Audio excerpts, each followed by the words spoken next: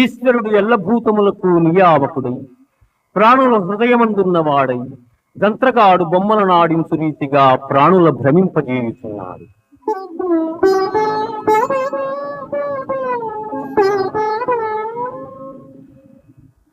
సర్వధర్మాన్ పరిత్యజ్య మామేకం శరణం వ్రజ అహం త్వా సర్వపాపేభ్యో మోక్షయిష్యామి మా శుచః.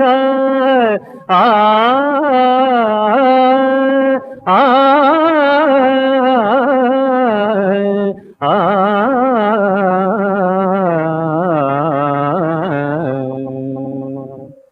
సమస్త కర్మల నాకర్పించి నన్నే శరణు పొందిన ఎల్ల పాపముల నుండి నిన్ను విముక్తిని గావించును.